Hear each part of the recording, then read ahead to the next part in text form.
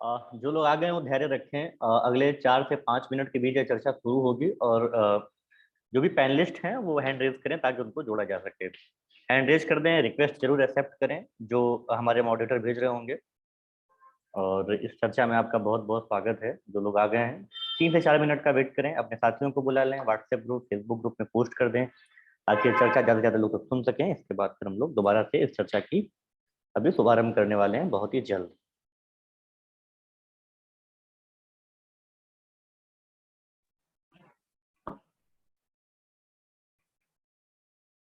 रमन कायस्थ जी, सुनील कुमार गोल्डी जी जुड़ चुके हैं, बहुत बहुत स्वागत है।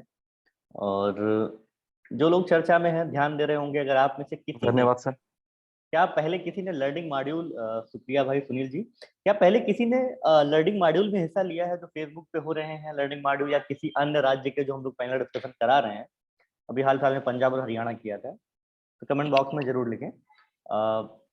जो भी साथी दर्शक के तौर पे जुड़े वो भी अपना कमेंट करते रहें जब भी बातचीत चल रही हो, ताकि मैं उससे लेकर के सवाल पूछ पाऊँ अपने पैनलिस्ट से और आपके सवालों को पढ़ पाऊँ, समझ पाऊँ उन्हें। तो भी आप लिख सकते हैं, चर्चा में आपकी बराबर की हिस्सेदारी रहे, ये जरूरी है। तो 2 से 3 मिनट में चर्चा शुरू होगी। तब तक आप हमारे जो मॉडरेटर हैं पैनलिस्ट को जोड़ रहे हैं, और इसके अलावा जो भी साथी हैं वो प्लीज इसे शेयर कर दें ताकि ज़्यादा से ज़्यादा लोग जुड़ सकें। वैसे ये प्रोग्राम रिकॉर्डेड होता है, तो रिकॉर्डेड प्रोग्राम की अच्छी बात ये है कि जब इसे यूट्यूब पे डाला जाएगा, फेसबुक पे डाला जाएगा, तो कई लोगों तक खुद ही ये प्रोग्राम पहुंचता है और जो भी मुद्दे उठाए जाते हैं वहां तक पहुंचते हैं। तो 2-3 मिनट का ब्रेक लेते हैं, इसके बाद फिर चर्चा शुरू करते हैं।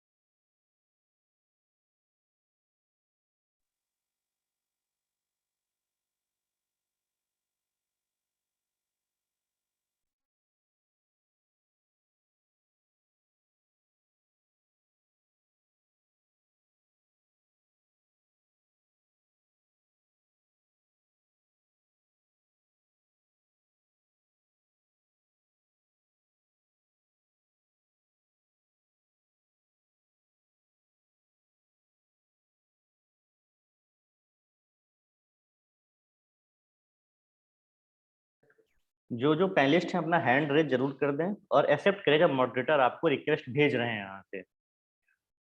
फिर ये चर्चा शुरू करते हैं। हमारे साथ अभी सुनील कुमार गोल्डी जी हैं, रमन कायस्थ जी हैं, सचिन शर्मा जी हैं और संदीप केवला जी हैं। इसके अलावा भी जो जो पैनलिस्ट हैं वो एक बार अपना हैंड रेज कर दें और फिर ये चर्चा हम शुरू करेंगे।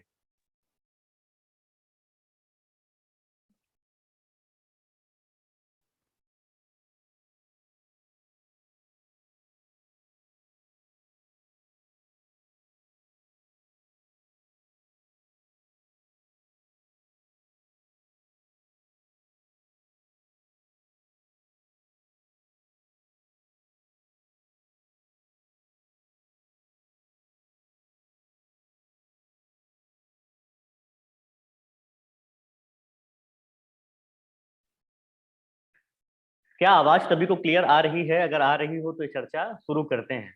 जो भी जी। पैनलिस्ट हैं प्लीज अपना कैमरा ऑन कर लें, और जब भी बोलने की बारी आएगी या जब भी सवाल किया जाएगा तो हमारे मॉडरेटर भी देखिए आ गए हैं अंकुर, उनका भी कैमरा ऑन हो गया है जी। मॉडरेटर से रिक्वेस्ट है कि अपना माइक ऑफ कर लें, भले ही कैमरा नहीं। तो जीरो एंकर शो है, जीरो एंकर शो में आपका स्वागत है। आप कह रहे होंगे जीरो एंकर शो कैसे है, मैं तो यहाँ हूँ। दरअसल जब भी आप टीवी पे देखते होंगे या दूसरी डिबेट जो होती है राज्यों के मुद्दों की, तो उसमें अधिकतर क्या होता है कि 3-4 लोगों को बुलाते हैं और वही फिर राज्य के गिने चुने वो लोग जो ऑलरेडी मीडिया से संबंधित हैं या फिर जिनके चेहरे जाने माने, उनको ही बुला करके प्रायोजित चर्चाएं कराई जाती हैं। ये एक अलग तरह का शो है और इसका आइडिया भी इस तरह से आया था कि जो युवा सचमुच में रुचि रखते हैं, अपनी बात रखना चाहते हैं, कोई मंच नहीं है जबकि राज्य के मुद्दों की समझ है, तो उनको एक मंच पर लाया जा सके, उनको इकट्ठा करके उनसे बात की जा सके। इसमें मेरा दखल बहुत कम रहता है। मेरी पूर्व तैयारी भी इस ढंग से नहीं रहती है कि मैं आप लोगों से, आपसे बोलने से ज्यादा मैं बोलूं कि मैं आज बताने लगूं हिमाचल का मुद्दा क्या है। तो इस तरह से ये शो चलता है ताकि आपको बोलने का ज्यादा से ज्यादा मौका मिले। कोशिश करूंगा बहुत कम दखल करूं, बस कोई आपत्तिजनक भाषा या कोई धार्मिक सांप्रदायिक टिप्पणी मत करिएगा, क्योंकि ये शो यूट्यूब और दूसरे माध्यमों पे जाएगा, यूथ इन पॉलिटिक्स के। वाईपी एक न्यूट्रल मंच है। अब आते हैं हिमाचल पे। तो हर राज्य की अपनी एक यात्रा होती है और उस राज्य में तमाम सारे स्टेट जैसे इंडिया में है, राज्य में कह रहा हूँ ऐसा पॉलिटिकल साइंस की लैंग्वेज में, देश के तौर पे, और उसमें अलग अलग भूमिका है, बिहार की है, पंजाब की है, हरियाणा की है। वैसे ही एक बड़ा पड़ाव हिमाचल का भी है और एक अलग तरह का राज्य है, भौगोलिक रूप से अलग तरह से जाना जाता है, तो उसके मुद्दे भी अलग अलग होंगे। हम आपसे ही कोशिश करेंगे जानने की कि वहाँ का सबसे बड़े मुद्दे क्या हैं। जब मैं मुद्दा कह रहा हूँ तो जाहिर सी बात है कोई एक मुद्दा नहीं होगा, सबके अलग अलग अनुभवों के आधार पर अलग अलग मुद्दे होंगे। पहाड़ी वर्सेस ये भी हो सकता है, मैदानी मैदानी जगहों के मुद्दे अलग होंगे, पहाड़ी जगहों से मुद्दे अलग होंगे। जो लोग बाहरी वहां जाकर के टूरिज्म के तहत दिक्कतें पैदा कर रहे हैं वो भी एक समस्या होगी, स्थानीय कानूनों की समस्या होगी। इसके अलावा रोजगार और जो मुद्दे रोजगार जैसे हैं जो हर जगह सार्वभौमिक हैं पूरे देश में, वो भी हो सकते हैं। तो हम कोशिश करेंगे आपसे ही जानने की। हमारे साथ सलीम जी जुड़ गए हैं, सुनील जी जुड़ गए हैं, सचिन जी जुड़ गए हैं, रमन जी जुड़ गए हैं, संदीप जी जुड़ गए हैं, निखिल जी जुड़ गए हैं। आप सभी का बहुत बहुत स्वागत है इस चर्चा से जुड़ने के लिए। कोशिश करेंगे कि 1 घंटे की सार्थक बातचीत हो, ताकि जो भी ये आदमी चर्चा, जो भी शख्स ये चर्चा सुने बाद में जब ये फेसबुक यूट्यूब पे जाए, तो वो लाभान्वित हो सके। बहुत बहुत स्वागत है आप सभी का। मैं शुरुआत करता हूँ सुनील कुमार गोल्डी जी से। सुनील जी, जब भी किसी पैनलिस्ट का मैं नाम पुकारूं तो पहले वो अपना परिचय दें, इसके बाद वो बताएं कि मुद्दे बड़े बड़े हैं क्या। अभी एक साझा सवाल से शुरू कर रहा हूं ताकि आपकी बात को समझा जा सके। तो पहला सवाल यही रहेगा कि राज्य का सबसे बड़ा मुद्दा क्या है। अभी जस्ट हमने पिछले शनिवार को पंजाब और हरियाणा किया है, पंजाब के बाद हरियाणा हुआ था और अभी जो है हिमाचल प्रदेश की। तो सुनील कुमार गोल्डी जी, बहुत स्वागत है आपका। आइए अपना परिचय दीजिए और इसके बाद बताइए आपके हिसाब से, जब मैं एक आउटसाइडर की तरह देख रहा हूँ, तो आप मुझे कैसे बताएंगे कि बड़े बड़े मुद्दे क्या है वहाँ के। जी सुनील कुमार। धन्यवाद जी। जी, मैं सुनील कुमार गोल्डी, जिला हमीरपुर। बाकी लोग अपना माइक अनम्यूट कर लें ताकि डिस्टरबेंस ना हो। जी सुनील बताइए। हेलो, हाँ जी, आ रही है आवाज। Am I audible? बिल्कुल बिल्कुल, एकदम सुदर्शन आवाज आ रही है, बताइए। Okay okay okay. नमस्कार सर। मैं सुनील कुमार गोल्डी, जिला हमीरपुर से संबंध रखता हूँ। सर, जहाँ तक मैं देख पा रहा हूँ, हिमाचल प्रदेश में जो सबसे बड़ा मुद्दा है वो है बेरोजगारी।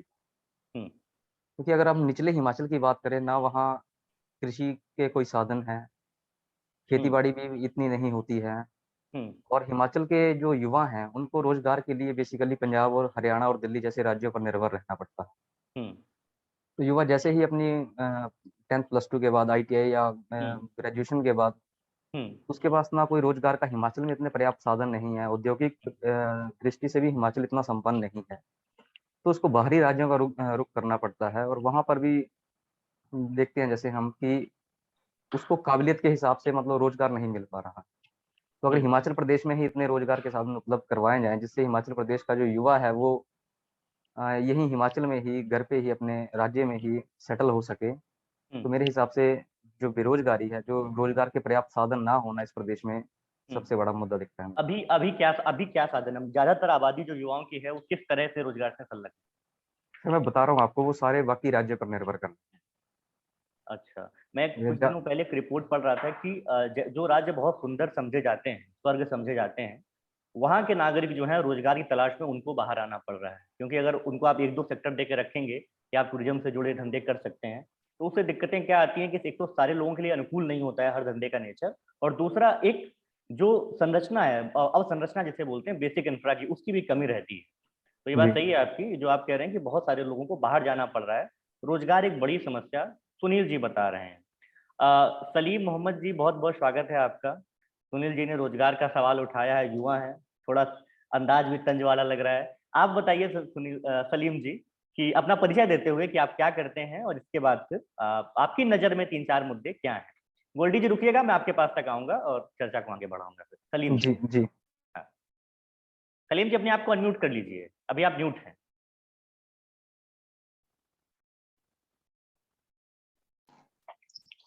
जी, सबसे पहले तो यूथ इन पॉलिटिक्स को मुझे यहाँ पे बुलाने के लिए बहुत बहुत धन्यवाद। मैं जिला ऊना से संबंध रखता हूँ और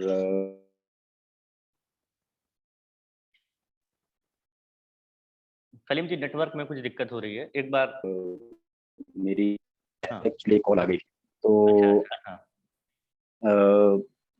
एमएससी मेरी जो है हिमाचल प्रदेश यूनिवर्सिटी से हुई है। उसके बाद बीएड हुआ है, टेट सी टेट, बाकी कम्पिटिटिव्स की भी तैयारी पूरी चल रही थी। साथ ही साथ में अभी रिसेंटली 2000 दिसंबर दो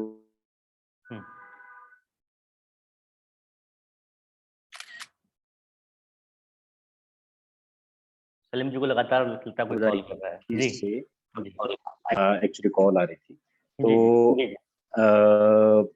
तब से मैं एक ऑर्गेनाइजेशन है ऑल इंडिया गुज्जर महासभा करके, जो कि स्पेशली जो है एक माइनॉरिटी कम्युनिटी है, माइनॉरिटी भी नहीं बोल सकता मैं इसको, ट्राइबल कम्युनिटी है एक। तो उनके बच्चों के लिए एजुकेशनल अपलिफ्टमेंट के लिए काम कर रही है हिमाचल प्रदेश के अंदर। अच्छा। तो उसमें मैं बतौर जनरल सेक्रेटरी काम कर रहा हूँ हिमाचल प्रदेश का। तो साथ ही साथ लोकल लेवल पे हम जो हैं वो छोटे मोटे इलेक्शन जो हैं वो स्ट्रेटजाइज भी कर रहा हूँ साथ साथ में। अच्छा। तो जैसे मुझे कल आपका कॉल आया था, तब भी मैं शायद कहीं मीटिंग में था। तो आपकी नजर में जो बड़े मुद्दे आप देखते हैं वो क्या हैं हिमाचल प्रदेश में? उसी पे आ रहा हूँ मैं सबसे पहले अगर मैं कहूँ कि नंबर 1 या नंबर 2 या नंबर 2 या नंबर 1, तो उस मुद्दे को अगर मैं कहूँ तो वो एक तो भाई साहब जो हमारे सुनील कुमार गोल्डी जी ने बताया कि अनएम्प्लॉयमेंट, और मतलब नंबर 1 या नंबर 2 या नंबर 2 नंबर 1 किसको रखूं वो समझ में नहीं आ रहा है इस बार पहले के इलेक्शन के मुकाबले में। कि एक हमारे पास है ओल्ड पेंशन स्कीम का मुद्दा जो है इस बार इलेक्शंस में बहुत ज्यादा लाइमलाइट में है। पिछले लगभग जो भी मुद्दा आप उठा रहे हैं थोड़ा डिटेल में बताइएगा ताकि दर्शक जो एकदम जीरो से जानते हैं उनको समझ में आए। जी हाँ जी जी जी। तो ओल्ड पेंशन स्कीम जो है आप सभी जानते हैं, जैसे कि पहले गवर्नमेंट एम्प्लॉइज को मिलती थी पेंशन मिलती थी, लगभग जो लमसम अमाउंट होता था वो जो लास्ट राउंड सैलरी होती थी उसकी लगभग 50% अमाउंट होता था, जो 2003 के बाद जो बंद हो गई। उसके बाद जो है न्यू पेंशन स्कीम आ गई जिसमें कि बहुत कम पेंशन जो है एम्प्लॉइज को रिटायरमेंट के बाद मिलती है। ये सिर्फ हिमाचल का मुद्दा नहीं है, लगभग हर स्टेट में ऐसे ही है। लेकिन अब जैसे थोड़ा सा इलेक्शंस नजदीक आए, जैसे राजस्थान में आए, छत्तीसगढ़ में थे या आपके झारखंड में था, तो वहाँ पे सरकारों ने देखा कि नहीं, एम्प्लॉइज का जो शेयर है वो बहुत ज्यादा इन्वॉल्व, बहुत ज्यादा उनका जो है इम्पैक्ट रहता है किसी भी इलेक्शन में। तो वहाँ की सरकारों को कोई खुश होके थोड़ी ना कोई दे रहा है, वो तो मजबूरी में उनको देना पड़ रहा है। पर उसमें सरकार ये सोच लेती है कि बड़ा वर्ग नहीं है वोटर्स का जो पेंशनधारी लोग हैं सरकारी नौकरी वाले, तो वो कोई चुनावी मुद्दा बड़ा बनता नहीं है। हर बार कई बार हो रही है, हर जगह हो रही है। ये भी एक वजह हो सकती है उसमें। जी पर मैं हिमाचल की अगर पर्टिकुलरली थोड़ा पार्टिकुलर बताइए थोड़ा। तो आज सुबह जैसे मेरी जो न्यू पेंशन स्कीम के जो एम्प्लॉइज यूनियन के जो प्रेसिडेंट हैं हिमाचल प्रदेश के, प्रदीप ठाकुर जी, उनसे सुबह मेरी बात हो रही थी। तो उनसे मैंने डेटा जो लिया उसके अकॉर्डिंग जो है जो नंबर ऑफ एम्प्लॉइज जो एनपीएस के अंडर आ रहे हैं वो लगभग 1.5 लाख के आसपास हैं। अच्छा। तो 30% जो है उनका जो वोट शेयर जो उन्होंने मेरे को बताया कि फैमिली का मिला करके और उनके रिश्तेदार वगैरह जो उनके डायरेक्टली जो वोटर्स हैं एम्प्लॉइज की फैमिली से, वो लगभग जो है 30% जो है टोटल वोट शेयर का जो बना रहे हैं तो हिमाचल प्रदेश का। तो ये 30% जो होता है एक बहुत बड़ा वोट शेयर है, मतलब कि आप बहुत बड़ा चंक है। बस डेटा भी कैसा है, ठीक है, आपकी बात समस्या के तौर पे सही है। अब एग्जैक्ट डेटा क्या है वो देखा जा सकता है, लेकिन हाँ ये बात सही है कि एक बड़ा मुद्दा ये है। तो आपने एक मुद्दा उठाया है पेंशन स्कीम का, इसके अलावा नई पेंशन स्कीम से जो दिक्कतें वो उठाई, इसके अलावा कोई मुद्दा अगर आप बताना चाहते हो तो? इसके अलावा इसमें 2 चीजें हैं ओपीएस में भी। इसमें एक तो है जो गवर्नमेंट डिपार्टमेंट्स के एम्प्लॉइज हैं और दूसरे हैं जो कॉर्पोरेट सेक्टर के। उन्होंने बताया कि जो हमारे निगम होते हैं, बोर्ड होते हैं, कॉर्पोरेशन होते हैं, इनके एम्प्लॉइज होते हैं। तो इसमें जो ये लोग हैं इनको तो पेंशन इनको भी नहीं है, तो ये तो अलग से अपनी डिमांड रख रहे हैं, इनका कोर्ट में भी मैटर है। इसके बाद मैं आता हूँ अब अनएम्प्लॉयमेंट के ऊपर। तो अनएम्प्लॉयमेंट की जैसे भाई साहब ने बात की, बहुत बढ़िया बात की इन्होंने, ठीक बात की इन्होंने कि एरिया वाइज भी ये जियोग्राफिकली हर चीज जो है वो वेरी करती है। तो अनएम्प्लॉयमेंट की अगर मैं मेरे पास जो डेटा है इसके हिसाब से जुलाई से सितंबर 2020 के बीच में अनएम्प्लॉयमेंट रेट जो था वो 8.6% था हिमाचल का। और जो नेशनल एवरेज था उस टाइम पे 13.3%। और उसके ठीक एक साल बाद जो है जुलाई से सितंबर 2021 में जो हिमाचल प्रदेश का है वो पहुंच गया आपका 12.4% और नेशनल एवरेज जो है वो 9.8% है सिर्फ। तो इससे आप अंदाजा लगा लो कि हिमाचल जैसा एक छोटा राज्य जो है जिसमें अनएम्प्लॉयमेंट को आराम से टैकल किया जा सकता है, लेकिन वो नेशनल एवरेज से पहले कम होने के बजाय अब नेशनल से कहीं ज्यादा हो गया है। विद क्रमानुपाती संबंध है, मतलब एक जी वेरिएबल जी ऊपर जी जा रहा है, दूसरा नीचे जा रहा है। जी जी जी जी जी जी बिल्कुल बिल्कुल। इसको हम बोल सकते हैं कि ये तो एकदम बहुत ज्यादा इसमें प्रॉब्लम हो गई है। तो ये बहुत बड़ा मुद्दा है, ये भाई साहब ने बिल्कुल ठीक कहा। और इसका जो मेजर कारण, जी इसका मेजर कारण क्या है, अभी जैसे रिसेंटली एक एजुकेशन डिपार्टमेंट में मल्टीटास्क वर्कर की एम्प्लॉय भर्ती की गई, लगभग 3,000 के आसपास पोस्ट उसमें थी। तो एक जो अभी आजकल चल रहा है इसमें पीडब्ल्यूडी में चल रहा है, तो उसमें इन्होंने क्या किया कि उसकी जो नोटिफिकेशंस की उसमें देखिए आप कितना बड़ा जो वो था कि उसमें साफ लिखा हुआ है कि आप लोग जो हैं कभी भी गवर्नमेंट से अपने रेगुलराइजेशन के लिए क्लेम नहीं कर सकते।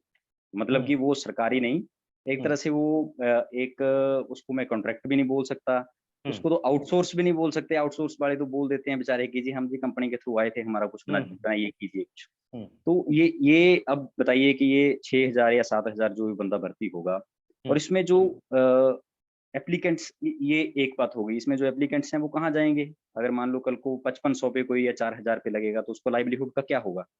दूसरा एक भर्ती जो है यूनिवर्सिटी के हिमाचल अंदर प्रदेश पीसीएस की अभी आई असिस्टेंट प्रोफेसर की, अब जी भर्ती आए बहुत समय हो मैं गया, वही कोई बात नोटिफिकेशन नहीं आया अभी तक। हाँ मैं असिस्टेंट प्रोफेसर पे भी आ रहा हूँ कि असिस्टेंट प्रोफेसर में देखिए कि सीधा 100% जो है जो कमीशन है वो सिर्फ क्वालिफाइंग इन नेचर है, और उसमें 100% जो है इंटरव्यू बेस पे सिलेक्शन।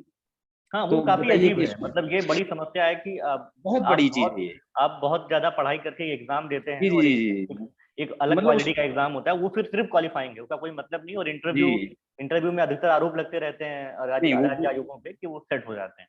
जी जी वो डायरेक्टली लगेगा ही, वो ऑब्वियस सी बात है कि वो लगेगा ही। जी तो सलीम जी, आपके पास तक आएंगे। 2-3 मुद्दे आपने बहुत अच्छे उठाए हैं, नौकरी के मुद्दे को थोड़ा जी डिटेल में बताया। गोल्डी जी, थोड़ा और डिटेल में आप पूछते रहिएगा ताकि आप बता पाएं कि रोजगार के अभी साधन क्या क्या है और कैसे नया सृजन हो सकता है, सरकार क्या कर रही है। रमन कायस जी के पास चलते हैं, धैर्य से सुन रहे थे इतनी देर से हमें।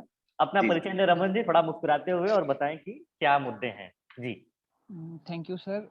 जी मेरा नाम रमन कायत है, मैं डिस्ट्रिक्ट शिमला का रहने वाला हूँ। जी अगर हम प्रेजेंट सिनेरियो की बात करें तो हम ये देख सकते हैं कि राजनीति में कभी भी कोई एक मुद्दा तो होता नहीं है कि जो अहम होता है, काफी ज्यादा मुद्दे होते हैं। जैसे कि अभी मेरे साथी लोग बात कर रहे थे कि अनएम्प्लॉयमेंट एक बहुत बड़ा मुद्दा है और जो ओल्ड पेंशन स्कीम है वो बहुत बड़ा मुद्दा है। और इस इलेक्शंस में अगर मैं पॉलिटिकल एक राजनीतिज्ञ की तरह बात करूं तो सबसे बड़ा मुद्दा जो होगा वो ओल्ड पेंशन स्कीम ही होगा। अब मेरी बात समझने की कोशिश इसलिए कीजिए क्योंकि जैसे कि ये बता रहे थे पैनलिस्ट ऐसी बात बोल रहे हैं, मतलब मुद्दा बहुत गंभीर है। जी बहुत गंभीर है। हाँ सर, ये दो मुद्दे सबसे ज्यादा इम्पैक्ट करेंगे क्योंकि आप लोग एक ही जिले के तो नहीं है? जी नहीं है, अलग अलग जिलों से। नहीं सर, मैं जिला शिमला का रहने वाला हूँ। जी जी मैं मजाक कर रहा था। रामन कायत जी, आपका कैमरा ऑन। हाँ बताइए बताइए, हाँ थोड़ा जी, बहुत ह्यूमर चलता रहेगा ऐसे, आप एकदम इसको जी, टच मत हाँ जी, कीजिएगा। जी जी जी, कोई बात नहीं। हाँ जी। तो सबसे पहले जैसे इन्होंने बताया कि जो अनएम्प्लॉयमेंट रेट है काफी ज्यादा बढ़ चुका है, 12 पॉइंट कुछ % हो चुका है 2022 में, जो लगभग 2017 में हमारा 7 से 8% था। 8 से ठीक 12। है सर। हाँ, जो हमारी जितनी भी क्लास 1 की जो जॉब्स होती थी लगभग 50% से नीचे घट के आ चुकी है। अगर पहले कोई 100 पोस्ट निकलती थी, जैसे एडमिनिस्ट्रेटिव सर्विसेज की थी, अलाइड सर्विसेज की थी, नायब तहसीलदार की थी, कॉलेज कैडर की पोस्ट थी। अब कॉलेज कैडर की जिन पोस्ट की बात कर रहे थे, इससे पहले जो कॉलेज कैडर का कमीशन है 2017 में आया था। 17 के बाद लगभग 5 साल के बाद आपका जो कमीशन आ रहा था, अगर हम कंपेयर पिछली गवर्नमेंट से करें तो लगभग 3 बार कमीशन आया था। और जो एडमिनिस्ट्रेटिव सर्विसेज की है या फॉरेस्ट सर्विसेज की जो जॉब्स है, उसकी सीट्स भी लगभग 50% रिड्यूस हो चुकी है, अलाइड सर्विसेज। बिल्कुल बिल्कुल। तो ये डेटा मैंने देखा है। बिल्कुल। हाँ, तो बिल्कुल इसी के साथ हम कह सकते हैं कि जो यूथ है यूथ का हम पर हिमाचल में सबसे बड़ी बात है कि जो हिमाचल की राजनीति के लिए आज तक जो हिस्टोरिकल बैकग्राउंड देखे तो हम कह सकते हैं कि जो हिमाचल की सरकार है उसमें सबसे बड़ा रोल रहता है एम्प्लॉयज का। यहाँ पर हिमाचल की सरकार को एम्प्लॉयज की सरकार कहा जाता है। तभी वो ज्यादा बड़ा मुद्दा है जो आप पेंशन वाली बात। हाँ, तभी मैं कह रहा हूँ कि यूथ का जो, ठीक है मैं मान रहा हूँ 1% है, शेयर है, लेकिन यूथ में भी अब अगर आप यूथ में देखें तो अभी बीजेपी की गवर्नमेंट है। अगर आप पिछले डाटा निकालेंगे तो आप देखेंगे यूथ ने ज्यादा वोट बीजेपी को ही किया है एज कंपेयर टू कांग्रेस। दो मेजर पार्टीज है लेकिन यूथ ने ज्यादा वोट बीजेपी को ही किया है। तो फिर भी कहीं ना कहीं यूथ एक जो नेशनल लेवल पे उनकी जो वेव है उस वजह से जो नेशनलाइजेशन या नेशनलिज्म की जो बात करते हैं उस मुद्दे पे कहीं ना कहीं यूथ उनकी तरफ हम इस पे नहीं अट्रैक्ट जाते हुआ हैं है। हम इस पे नहीं जाते हैं कि कौन किस वजह से वोट दे रहा है। जो इस पेंशन स्कीम का मुद्दा है उसमें सरकार का एक पक्ष ये भी रहता है, मतलब मैं बस पक्ष रख रहा हूँ, ऐसा इसका मतलब ये नहीं कि मेरा मानना है ये। उसमें वो कहते हैं कि हम पर बहुत ज्यादा बोझ बढ़ रहा है और हमें ये प्रॉब्लम बिल्कुल करनी इसका पड़ेगी। डाटा भी है। हिमाचल प्रदेश का जो लगभग 12 से 13% जो टोटल बजट का है वो लगभग हमारा पेंशन में जा रहा है और आपका 30% लगभग सैलरीज में जा रहा है। तो लगभग 42 से 43% जो है ये वाली आपका। बात है कि जो ये वाली बात है कि पेंशन लगातार जारी रखने से देने से हाँ जी, प्रेशर पड़ता है, ये निराधार है आप कह रहे हैं। हाँ, यही तो मुझे भी इस चीज से काफी ज्यादा सोचने पे मजबूर किया है कि अगर जब जो ऑपोजिशन की पार्टीज है, चाहे कांग्रेस है चाहे बीजेपी है, जब वो बोल रही है कि हम ओल्ड पेंशन, सॉरी बीजेपी नहीं, आम आदमी पार्टी और कांग्रेस कह रही है कि हम पेंशन देंगे। आपके बजट का पहले ही 42 से 43% टोटल बजट का आप सैलरी में और पेंशन में दे रहे हैं। अगर आप, और जैसे कि उन्होंने बताया कि 1.5 लाख जो है जो एनपीएस में आ रहा है, न्यू पेंशन स्कीम्स में आ रहा है, अगर आप उनको पेंशन देंगे तो लगभग 50 से 60% बजट जो है आपका सैलरी और पेंशन में चला जाएगा। नहीं, जो दिक्कत ये नहीं है कि बजट नहीं दिया जा सकता, बजट एलोकेट नहीं किया जा सकता या बजट है नहीं। दिक्कत ये है कि मैनेजमेंट क्या है उसका, वो भी बताना पड़ेगा। अगर आप कोई प्रॉमिस कर रहे हैं या फिर बजट ही तो नहीं, बजट सरकार के पास बजट की ही तो कमी है, क्योंकि अभी भी हम जो हिमाचल प्रदेश है लगभग 75,000 करोड़ रुपए का जो सेंटर से ऋण ले चुका है। और जो हमारे पास इनकम मतलब टैक्स को रेवेन्यू को जनरेट करने के यहाँ पर सोर्सेज बहुत कम है, क्योंकि हिमाचल प्रदेश में इंडस्ट्रीज बहुत कम है। और यहाँ पर जो मुख्य, अगर हम हिमाचल की बात करें तो लोअर हिमाचल के लोग सैलरी मतलब एक जॉब्स की तरफ अपना ज्यादा रुख करते हैं, लेकिन जो अपर हिमाचल के लोग हैं वो कृषि में, बागवानी में अपना उनका जो मुख्य साधन है बागवानी है। तो सरकार के लिए यहाँ दिक्कत ये है कि उनके पास इतना टैक्सेस नहीं है, इतना बजट ही नहीं है कि वो उस पे खर्च करे, पेंशन पे खर्च करे। पेंशन पे तो आपको पेंशन पे तब आप खर्च कर सकते हैं ना जब आपके पास काफी ज्यादा बजट है, लेकिन बजट का अगर 60% आप उसमें वो दो अलग अलग राय इन्वेस्ट कर निकल के देंगे आ तो। रही हैं। सलीम मोहम्मद जी कह रहे हैं कि पेंशन स्कीम एक बड़ी प्रॉब्लम है। रमन जी भी इस बात से सहमत हैं कि एक बड़ी प्रॉब्लम है, लेकिन अंतर यह है कि सलीम जी ने बजट का मुद्दा नहीं उठाया, शायद वो बाद में बताएंगे डिटेल में। और रमन जी का मानना यह है कि उसके पीछे की एक वजह यह भी है कि बजट नहीं है, और अगर है तो कैसे करेंगे। हमारे साथ सचिन शर्मा जी, हाँ जी जी जी 60% बजट का उसमें चला जाएगा तो जो बाकी पॉपुलेशन है, अगर आप 10% पॉपुलेशन पे 60% बजट खर्च कर दोगे तो जो वो आपकी 90% पॉपुलेशन है उसके लिए आप 40% बजट रखेंगे, तो वो तो कहीं भी आप कह नहीं सकते कि उचित है। रमन जी आप तक आएंगे, बहुत अच्छे तरीके से आपने बात रखी है। थोड़ा डिटेल में बाद में थोड़ा सा बात करेंगे। सचिन शर्मा जी हमारे साथ हैं। सचिन शर्मा जी, बहुत बहुत स्वागत है आपका इस चर्चा में। क्या उम्र है आपकी, और इसके बाद परिचय दीजिए अपना और फिर अपनी बात रखिए। जी जी हाँ, मैं तो युवा शायद आप हैं यहाँ पे हमारे पैनल में। जी मैं 25 वर्ष का हूँ और हिमाचल प्रदेश के जिला कांगड़ा से संबंधित हूँ यहाँ से। तो सर मेरे अनुसार जो कुछ मुख्य मुद्दे हैं वो हैं जैसे बेरोजगारी, उसके बाद सड़कों की खस्ता हालत। हिमाचल में जैसे बरसातें चल रही हैं, काफी एक्सीडेंट्स आज की डेट्स में होते हैं और हर वीक काफी मौतें जो होती हैं वो रोड्स की सेफ्टी ना होने के कारण होती हैं, क्योंकि बरसातें हैं तो इस कारण से मौतें होती हैं। उसके अलावा स्कूल्स की कंडीशन भी बेहतर नहीं है, हॉस्पिटल्स की बेहतर नहीं है। लेकिन मेरा ये मानना है कि इन सभी प्रॉब्लम्स का जो एक मुख्य कारण है वो है पुअर इकोनॉमिक मैनेजमेंट। तो किसी भी डेवलप्ड कंट्री या डेवलप्ड स्टेट और अंडर डेवलप्ड या अनडेवलप्ड में डिफरेंस होता है मैनेजमेंट का। हिमाचल में संसाधनों की कमी नहीं है, परंतु शुरू से जो दिक्कत रही है वो है इकोनॉमिक मैनेजमेंट। अब उदाहरण के तौर पे जापान के या चाइना के पास भी अपने कुछ संसाधन नहीं है। वो एक ऐसी देश है जहाँ पे एग्रीकल्चर कमोडिटीज भी बाहर से एक्सपोर्ट करके मंगवानी पड़ती हैं। परंतु बेहतर इकोनॉमिक मैनेजमेंट के कारण वो आज एक बहुत तेजी से विकास कर रहे हैं। तो वही रीजन है कि अगर इकोनॉमिकली हम बेटर हों तो बाकी सारी जितनी भी दिक्कतें हैं वो सोल्व हो सकती हैं। अब इकोनॉमिक मैनेजमेंट की बात कर रहे हैं ना, मैनेजमेंट की बात कर रहे हैं ना, प्रबंधन की बात कर रहे हैं। सरकारी प्रबंधन सही से नहीं है पैसे का, ये आप कह रहे हैं। एलोकेशन सही, पैसा है पर उसका प्रबंधन सही से नहीं है। संसाधन है लेकिन संसाधनों का यूटिलाइजेशन के लिए कोई प्लानिंग बेटर नहीं है। अब उदाहरण के तौर पे जैसे कोई किसान है वो अपने खेत में 10 तरह की सब्जियां लगा सकता है, लेकिन कौन सी लगानी है, किसमें मुनाफा होगा, किसमें नुकसान होगा, कोई बेटर मैनेजमेंट। मैं हिमाचल की बात नहीं कर रहा, ये ऑल ओवर इंडिया में सबसे बड़ा कारण है इकोनॉमिक मैनेजमेंट का। नहीं, ये आपने अनुभव से जुड़ी बात, अनुभव से देखा है आपने कि ये वाकई एक बड़ी प्रॉब्लम है, मतलब कि प्लानिंग के इश्यूज हैं। जैसे प्लानिंग फेल्योर है कई राज्यों में है और एक बड़ा मसला भी है वहाँ पे। तो इसको लेकर के जैसे ड्रग्स को लेकर प्लानिंग फेल्योर बहुत दिखता है पंजाब में, हरियाणा में भी एक तक दिखता है। तो वो एक किसी सेक्टर को लेकर प्लानिंग फेल्योर है कि आप जेनरिक कह रहे हैं कि मैं आप जनरल बात कर रहा हूँ, आप बोल रहे हैं कि overall for example 1 lakh crore का बजट एलोकेट करना है, तो इसको कितना पैसा किस सेक्टर को देना है, किस डिपार्टमेंट को देना है, इसके पीछे काफी कैलकुलेशंस होती हैं, मैं मानता हूँ। बट कुछ तर्क आपके हिसाब से सही नहीं है जी, यही आप कह रहे हैं ना कि जो पैसा है सरकार के पास राजकोष में या जो भी खर्च हो रहा है योजनाओं पे, उसका किस योजना पे कितना फीसदी देना है, इसका और बेटर मैनेजमेंट हो सकता है। और दूसरा ये कहूंगा कि सरकार जो है वो है पॉलिटिकल राजनीति उनका मकसद होता है, उनका मकसद है जीतना। तो उनके पास जब विकल्प होगा कि इकोनॉमिकली बेटर करना या अपना राजनीतिक फायदा लेना, तो वो राजनीतिक फायदा ही प्रेफर करेंगे। अब उदाहरण के तौर पे हिंदुस्तान में अभी महंगाई काफी थी एक 1.5 महीना पहले, तो केंद्र सरकार ने 2-3 फैसले लिए, जैसे कि क्रूड पे उन्होंने टैक्स लगा दिया, या आप सरिया ले लीजिए, सरिया जो स्टील है उसके एक्सपोर्ट पे 15% एक्सपोर्ट ड्यूटी लगा दी, ठीक है। उससे सरकार के लिए तो पॉलिटिकल बेनिफिट हो गया कि महंगाई कंट्रोल में आ गई, परंतु कंपनियों के लिए, उनके एम्प्लॉयज के लिए, कंपनियों को अपने एम्प्लॉयज कंपनी से निकालने भी पड़ सकते हैं।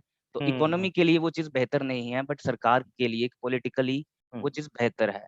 अब हिमाचल में जो सोलन शिमला का एरिया है, यहाँ से टमाटर की काफी फसल होती है, आजकल सीजन चला है।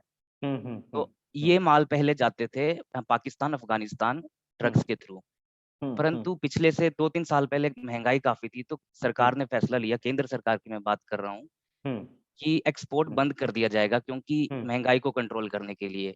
अब पॉलिटिकली ये चीज बेहतर है, सरकार को इसका फायदा होगा, जनता में महंगाई कम होगी, परंतु किसानों के लिए ये फैसला अच्छा नहीं है, या भारत की अर्थव्यवस्था के लिए ये फैसला अच्छा नहीं है। तो इकोनॉमी हमारी बेहतर होगी, पैसा हमारे पास पर्याप्त होगा, तो सारी दिक्कतें जो हैं, चाहे रोड है, चाहे स्कूल हैं, अस्पताल हैं, चाहे पेंशन है, कुछ भी है, वो चीजें सोल्व की जा सकती हैं। और दूसरी बात मैं ये कहूंगा कि हमने काफी मुद्दे डिस्कस किए, 5-6-10% वोट जो है इन मुद्दों पे होते हैं, लेकिन 50-60% वोटर ऐसा होता है जो फिक्स होता है कि किस पार्टी को वोट करें। जी हाँ, सबकी अलग-अलग और राय है। मैं ये कहूंगा कि चुनाव के 2 महीने के पहले तक मुद्दे होते हैं जनता के माइंड में, और चुनाव जब 1-1.5 महीने दूर होता है, तब पॉलिटिशियंस जानते हैं कि किस प्रकार से मुद्दा बनाना है। उदाहरण के तौर पे यूपी में हाल ही में चुनाव हुए हैं, बेरोजगारी बहुत बड़ा मुद्दा था, पर किस प्रकार से उसको डाइवर्ट करना है अपने फायदे के लिए, मैं ज्यादा बेहतर समझ सकता हूँ, यूपी से हूँ, देखा मैंने, सामने वो चुनाव भी कवर किया था जी। 25 वर्ष के हैं सचिन जी, काफी निराश है राजनीति से, अपनी राजनीति से जो गलत हो रही है उससे निराश है। निखिल गौतम जी के पास आते हैं, उन्होंने कई मुद्दे भी उठाए सचिन जी ने, कि एक तो बहुत बड़ा मुद्दा उन्होंने उठाया है कि प्लानिंग फेल्योर्स हैं और मिस मैनेजमेंट का मुद्दा है, और इसके अलावा स्पेसिफिक सेक्टर में कौन सी योजनाओं पे कितना एलोकेशन है उसकी समझ को कमतर बता रहे हैं सरकार की सचिन शर्मा जी। निखिल गौतम जी, बहुत बहुत स्वागत है आपका इस चर्चा में, शायद आप कार में हैं, अपना परिचय दें। और इसके बाद धन्यवाद सर, बहुत बहुत धन्यवाद आपका। फिर आप थोड़ी सी माफी चाहूंगा, मैं ड्राइव ही कर रहा था कहीं से। अभी तो ड्राइव नहीं कर रहे हैं जी ना? अभी तो मैंने गाड़ी खड़ी कर दी है जी। हाँ जी, तो सबसे पहले तो मैं यही कहूंगा कि मोस्ट एजुकेटेड स्टेट है हिमाचल, और इसकी राजनीति में जो है कि कास्टिज्म, रिलीजन पे वोट बहुत कम होता है यहाँ पे। हमेशा वाला थोड़ा तथ्यात्मक मामला है जी। हाँ जी जी जी, वो देख लिया जाएगा जी। तो इन मुद्दों पे बिल्कुल भी कम वोट होती है, जब हाँ जी जी जी बताइए। जी, तो सबसे मेन फोकस यूथ का भी और एजुकेटेड पीपल का यही होता है, बेरोजगारी, अनएम्प्लॉयमेंट। पहले आपने एजुकेट तो कर लिया, बट एजुकेट करके आपने एम्प्लॉयमेंट जनरेट नहीं किया ना, तो उस एजुकेशन का कोई फायदा नहीं है। मैं तो यही कहूंगा, मैं पहले अपना परिचय दे दूं। मैं प्रोफेसर निखिल गौतम हूँ, जिला कांगड़ा से बिलोंग करता हूँ जी। 2 लोग हैं कांगड़ा से। और जी अभी हरियाणा में पोस्ट कर हूँ। जी जी। हाँ जी, अभी पिछला तो पैनल हरियाणा पे समय ही के हुआ था हम लोगों का। जी हाँ, हाँ बताइए। जी जी जी तो हाँ, बताइए। थोड़ा क्षमा भी चाहूंगा, आज मेरे पास बिल्कुल भी टाइम नहीं है, कोई बात मुझे नहीं, कोई जल्दी कोई निकलना है कहीं कोई जगह। कोई बात नहीं। आपने सुदर्शन तस्वीर हाँ दिखा जी, ली, दर्ज करा दिया अपना चेहरा, वही बहुत है चर्चा हाँ में। जी, जी, जी संदीप जी, जी का सुन रहे हो, संदीप केवला जी, तो अपना कैमरा ऑन कर सकते हैं, माइक ऑन कर सकते हैं, या परंपरागत कारपोरेट मीटिंग्स की तरह अगर उन्होंने ज्वाइन करके छोड़ दिया है तो कोई बात नहीं। आते हैं संदीप जी। मैं थोड़ा ऑफिस में हूँ, इसलिए ऑफिस प्रोमाइसिस में हूँ, तो मैं वीडियो ऑन नहीं कर सकता, लेकिन अपने विचार रखूंगा, ऐसा जी जी कुछ नहीं बिल्कुल है। विचार रखिए, अगर बहुत खुफिया विभाग में लग रहा है आप। जी विचार रखिए जरूर। बताइए अपना परिचय के साथ साथ कि हाँ आपकी नजर में सबसे बड़े मुद्दे क्या हैं, और थोड़ा अलग बेरोजगारी या रोजगार से अलग किसी मुद्दे पर प्रकाश डाल पाए। फिर इसके बाद मैं सलीम जी के पास जाऊंगा, अच्छा जी, एग्रीगेरियन इश्यूज जो हैं, कृषि से जुड़े मुद्दे हैं, वो जानने के लिए। जी संदीप जी। मैं 26 साल मेरी उम्र है और मैं बेसिकली शिमला से बिलोंग करता हूँ, हम्म। और मैं बैंगलोर में जॉब करता हूँ, बीटेक सॉफ्टवेयर इंजीनियर हूँ डेलॉयट में। जी। पर मैं जब हिमाचल के एजुकेशन सिस्टम को देखता हूँ, तो एक तरफ तो हम 86.87 हमारी लिटरेसी है, लेकिन दूसरी तरफ अगर हम जाए तो हमारा जो अनएम्प्लॉयमेंट है वो देश में चौथे नंबर पे हम लोग आते हैं। तो there is a huge difference. अगर हमारी एजुकेशन इतनी अच्छी है तो अनएम्प्लॉयमेंट इस कदर क्यों है, क्यों उस पे काम नहीं किया जाता? चलो वो तो एक अलग चीज है कि एजुकेशन पे सब लोगों ने अपने विचार दे दिए। मैं थोड़ा हट के चीजें लाना चाहूंगा, कुछ मुद्दे। जी जी एक तो मैं जैसे शिमला से हूँ, एक हमारा एजुकेशन मुद्दा जरूरी विषय इसलिए विचार दिए। हाँ बताइए आगे। हाँ जी। एक हमारा मुद्दा कृषि पे भी रहता है। आपको पता है 5,000 करोड़ की इकोनॉमी सेव देता है। एक मेरा अभी हमारे साथी थे, वो उन कायत जी, शायद से उनको पता होगा, शिमला एक बहुत बड़ा हब है, और उनको और आपकी नॉलेज में लाना चाहूंगा, 5,000 करोड़ रेवेन्यू जनरेट होता है, लेकिन सरकार इस तरफ कोई काम नहीं करती। बस अपने एक तरह से हर साल कार्टन पे रेट तय कर देती है, और पूरी तरह से वहाँ मिसमैनेजमेंट होता है। क्या नहीं एक तरफ करती है, से क्या करना चाहिए, थोड़ा बता सकें। जी।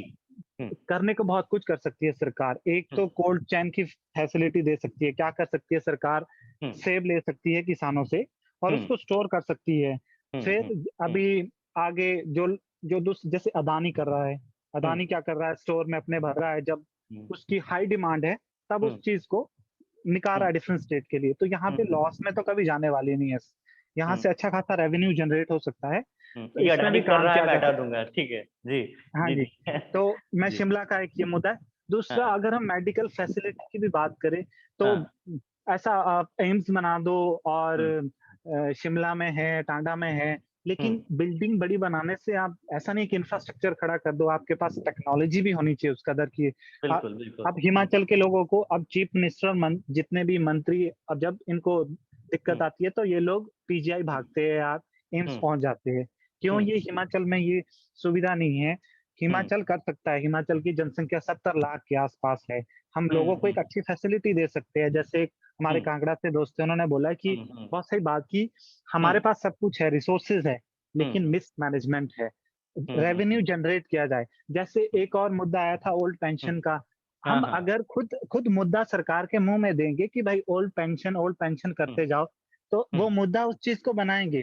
We have to focus on other areas, basic infrastructure हाँ कैसे सब बिल्ड पे किया वो जा दूसरा सकता मुद्दा भी उतना ही जरूरी है संदीप जी। हाँ सब सभी चीजों पे बात है। करते हैं जी। लेकिन अगर हम टूरिज्म पे काम करेंगे, टूरिज्म को और बेटर कर सकते हैं। हिमाचल एक टूरिस्ट स्टेट है, यहाँ बहुत ज्यादा यहाँ टूरिज्म हो सकता है, स्कोप भी है।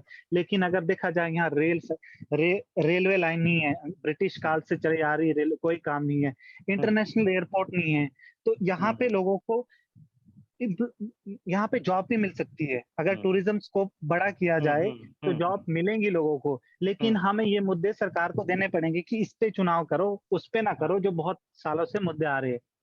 आपको थोड़ा हटके मुद्दे, बहुत ही सही आपने 3-4 मुद्दों पर प्रकाश डाला है। मेडिकल इश्यूज पर प्रकाश डाला आपने, किसानों की सहूलियतों पर प्रकाश डाला आपने, और इसके अलावा आपने बताया कि क्या क्या बेहतर किया जा सकता है। अखिल बाली जी हैं, वो कह रहे हैं कि the facilities are under construction, PGI in Una AIIMS Bilaspur, give it some time. ठीक है, सरकार का अपना एक पक्ष अखिल बाली जी रख रहे हैं, बहुत बहुत स्वागत है, इसमें कोई दिक्कत नहीं है। संदीप जी ने अपनी बात कही है। मैं संदीप जी आपके पास दोबारा आऊंगा। इसके बाद पहले मैं सलीम जी के पास जा रहा हूँ। सलीम जी, थोड़ा सा ये बताइए कि किसान आबादी की समस्याएं क्या क्या हैं और सरकार क्या कर रही है इसके लिए, अगर आपकी समझ इस पे हो तो। जी जी एक्चुअली हिमाचल प्रदेश की, पर्टिकुलरली हम हिमाचल पे ही बात करेंगे, तो इसमें जो है एग्रीकल्चर पे जो डिपेंडेंट लोग हैं, ये भाई साहब बिल्कुल ठीक बोल रहे थे। सभी अपनी अपनी बात बिल्कुल सही बता रहे हैं कि एग्रीकल्चर पे जो डिपेंडेंट लोग हैं वो लगभग 70% पॉपुलेशन है जो हिमाचल प्रदेश की एग्रीकल्चर के ऊपर डिपेंड करती है। लेकिन अगर मैं इसका डेटा देखूं तो वो क्या है कि प्राइमरी सेक्टर से जो आपके जीडीपी में जो कंट्रीब्यूशन है वो सिर्फ 7.74% है। तो आप हिसाब लगा लीजिए कि 70%, 7% का क्या क्या रेशो बनाएंगे हम, बिल्कुल कैसे। इसके उल्टा जो है टर्शियरी सेक्टर जो है हमारा, ये जो है मेजर सेक्टर है हमारा हिमाचल प्रदेश का, जीडीपी का पार्ट जो है। हालांकि हम एक हिल स्टेट हैं, तो ये 60.72% जो है यहाँ की जो इसको कंट्रीब्यूट करता है। आपने किसी सरकारी एग्जाम की तैयारी करी है अच्छे से, बहुत सारे आंकड़े आपको नहीं, तो इसमें जो हमारे विसिनिटी में जो स्टेट्स हैं, पंजाब और हरियाणा हैं, बिल्कुल प्लेन है, सारा कुछ है, इंडस्ट्रीज भी वहाँ पे लगी हुई हैं, लग भी सकती हैं। तो वहाँ पे टर्शियरी सेक्टर का कंट्रीब्यूशन सिर्फ 50, हरियाणा का 55 है और पंजाब का है 59%। तो आप उनके कंपैरिजन में जब हम देखें हिमाचल का, तो वो है 60.72%, जो एक बड़ा डिफरेंस है, जैसा होना नहीं चाहिए। हालांकि हम कृषि के ऊपर डिपेंड करते हैं। अब इसके कारण क्या हैं कि क्यों नहीं उसको जो डेवलप किया। अब मैं आपको एक सबसे बड़ा मुद्दा बताता हूँ कि एमएसपी जो है हमारा, जो हर एक लगभग हर फसल पे जो हमारी लोअर हिमाचल में फसलें होती हैं या प्लेन एरियाज में जो फसलें होती हैं, गेहूं है, मक्का है, इन चीजों, बाजरा वगैरह, इनके ऊपर डिसाइड होता है। लेकिन जो हमारे हिमाचल प्रदेश के जो डिस्ट्रिक्ट शिमला, डिस्ट्रिक्ट सिरमौर, कुल्लू, लाहौल स्पीति, किन्नौर, इसमें जो मेजर कैश क्रॉप्स हैं जो इनकी, जिसके ऊपर इनका जीवन निर्धारित करता है, वो है आपकी एप्पल है जैसे, या फिर गार्लिक है, टमाटर है आपका, तो ये इनकी कैश क्रॉप्स हैं। आलू है, सब्जियां उगाते हैं बहुत ज्यादा डिस्ट्रिक्ट कुल्लू के अंदर। इसका आज तक कोई भी न्यूनतम समर्थन मूल्य नहीं है जो सरकार ने निर्धारित किया। जो सबसे ज्यादा उगाई जाने वाली चीजें, उनका न्यूनतम समर्थन मूल्य नहीं है उनके, जिनकी जी उनका है ही नहीं है, चाहे वो पूरी की पूरी जीरो में बिके, चाहे वो राष्ट्रीय स्तर पर, राष्ट्रीय स्तर पे अगर मैं आपको रोकना चाहूंगा जी। जो अगर हम बात करें जो फ्रूट्स है जैसे एप्पल है, तो उसका जो मिनिमम एमएसपी है वो अभी तक 9 रुपए था, अब 10 रुपए कर दिया गया है। 2 दिन पहले ही जो हमारे बागवानी मंत्री है उन्होंने 1 रुपया बढ़ाया, मात्र 1 रुपया बढ़ाया है। और अभी मार्केट में मैं आपको बता दूं सिर्फ 10 रुपए किलो के हिसाब से गवर्नमेंट लेगी, और मार्केट में अभी जो सेब बिक रहा है लगभग 100 से 110, 20, 30 रुपए। हमारे यहाँ वो सोना है, मतलब हम लोग उस भाव से खाते हैं। जी सलीम जी, हाँ जारी रखिए। हाँ सॉरी, मैं बस आपको ये बताना चाहता था। आपने बिल्कुल सही किया आपने। तो इसमें मैं कहूंगा कि जो ये बेचारे लोग, जो बेचारा, एक तो मान लो गवर्नमेंट सेक्टर में है, चर्चा जो भी सुने आगे ध्यान रखे कि ये जो मुद्दे हैं, अगर कोई जिम्मेदार व्यक्ति सुने तो वो संबोधित कर रही है जनता आपको, इस बात का ध्यान रखिए। कैसे जो बहुत बुनियादी चीजें हैं उनको लेकर दिक्कतें हो रही हैं और हमारे पहले डिटेल में उनको बता रहे हैं। जी सुनील, सलीम जी बताइए। तो इसमें क्या है कि अब हम देख रहे थे कि लोग जो हैं वो, ये चलो खैर 10 रुपए क्या है, एक जो किसान है उनकी लाइफ जो है डिपेंडेंट है सेब के ऊपर, और फसल होगी साल में एक बार। तो 10 रुपए तो वो एमएसपी नाम की कोई चीज रही ही नहीं, वो रही नहीं। सही बात है, आदमी सीधे डील करेगा। जी दूसरा इनका जो मेजर इशू है, जो इसमें जो सब्जियां हैं या फ्रूट्स हैं, इनके एपीएमसी मंडी का जो सिस्टम है वो लगभग ना के बराबर में समझो इसको, तो वो ठीक रहेगा। जब वो ही नहीं होगा तो इनको बेचारों को बेनिफिट कहाँ से मिलेगा? उनकी दुर्दशा बहुत बुरी है, बहुत बुरे हाल है उसमें। तो 1-2 हैं, नाम के हैं वो। अभी आगे एस्टेब्लिश करने जा रहे हैं, कैसे क्या होता है वो अलग बात है। तो एक आपने जो एमएसपी की इसमें जो समस्या गिनाई है, आपने एमएसपी की समस्या गिनाई है, आपने जी, जी। जो मंडियों की समस्या गिना रहे हैं, इसके अलावा कुछ? जी, जी। जी। हाँ, इसके अलावा जो इनकी बड़ी समस्या भी जिसमें मैं आ रहा हूँ अभी, कि इनमें जो है जो केमिकल्स बहुत ज़्यादा यूज़ किए जाते हैं, फर्टिलाइज़र्स की ज़रूरत हाँ, होती हाँ। है। तो उसमें जो गवर्नमेंट को सब्सिडीज़ जितनी पहले मिलती थी या जो इनको देनी चाहिए, मैं ये कहूँगी जो देनी चाहिए एक, वो नहीं मिल पा रही है। उसके कारण जो है किसान जो बहुत ज़्यादा लॉस में जा रहा है, या हॉर्टिकल्चरिस्ट जो हैं वो बेचारे क्यों करेंगे? उनको क्या ज़रूरत है? जो उसके ऊपर डिपेंडेंट थे वो बेचारे बिल्कुल मतलब उनको सारा कुछ ही खत्म हो गया है। गवर्नमेंट इस पे तो फोकस कर सकती है कम से कम। यार हम आपको कम से कम जितना पैसा लगा रहे हैं किसी चीज़ को आप उसमें प्रोड्यूस करने में, तो कम से कम आप हमें उसका खर्च निकाल के कम से कम कुछ तो आपको बचे। बिल्कुल। तो किसानों से इस जुड़े चीज़ पे 3 कौन मुद्दे देखेगा? आपने उठाए हैं। जी, सलीम जी आपके पास आएँगे। सुनील कुमार गोल्डी जी के पास जी। जा रहे हैं और सलीम जी आपने बहुत ही अच्छे तरीके से अपना पॉइंट रखा है। 3 बातें आपने बताई हैं।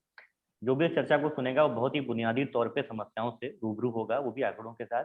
सुनील कुमार गोल्डी जी, एक हिल्स स्टेशन होने, एक हिल्स का जो पूरा इलाका है, उसकी अलग समस्याएँ होती हैं ना, जो भी हिल स्टेट होते हैं, जो शायद हम महसूस नहीं कर सकते मैदानी इलाकों के लोग। तो वो ज़रा अब बता पाएँगे हमारे दर्शकों को कि वो समस्याएँ अलग तरह से कैसे बड़े जनजीवन को प्रभावित करती हैं?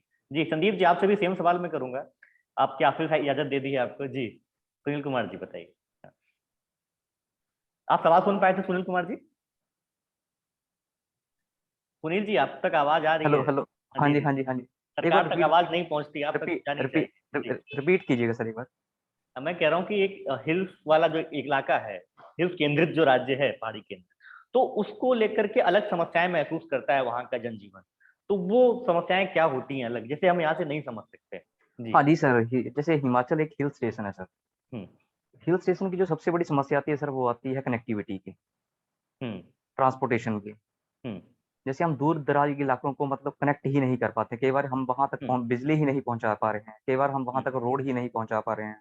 जैसे हुँ, दूर-दराज के इलाकों में मान के चलो किसी की हुँ, लेडीज़ की हो डिलीवरी होनी है, हुँ, हुँ, तो कई बार उसको टाइम से वहाँ पे हॉस्पिटल तक भी नहीं पहुँच पाती है वो और उसके बीच में ही उसकी मौत हो जाती है।